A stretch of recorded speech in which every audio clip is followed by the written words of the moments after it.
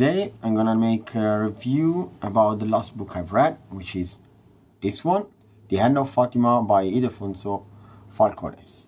It's a book that takes place in Spain between the 1500 and the first 20 years of the 1600, and it talks about a guy whose name is Hernando and his family, his close family, and then the family is going to create himself. And the book talks about the war between the Christian and the Muslim in these 100 years.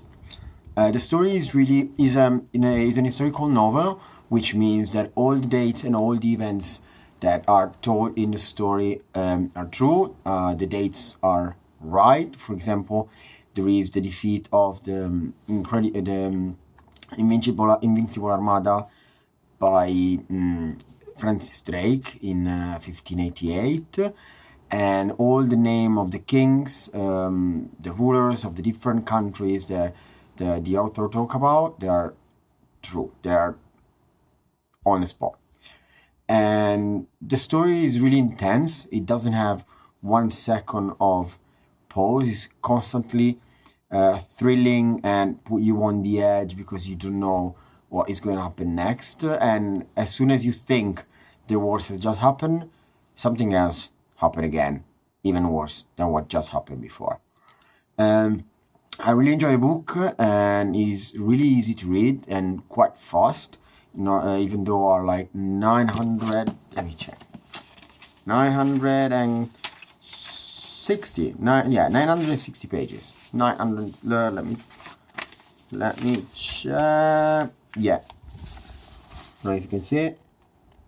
960. And I read it in English, and it's not so complicated as an English to read, even if you're not really used to reading English, or if you're looking for medium level English to read. And the characters all the book is based on his life, on life of Hernando, and he starts when he's around 40, give or take, and it follows him through the whole adventure of his own life, through all the revolution that the Muslims did against the Christian to take back the city, the countries, the lands they have been stolen from, in the events previous to this story. It's really nice.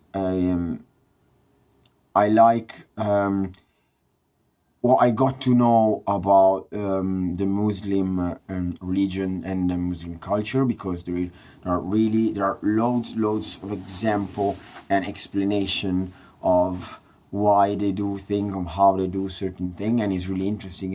Even on that side, and is a book that I've suggested already to a few friends of mine because I think is worth being read.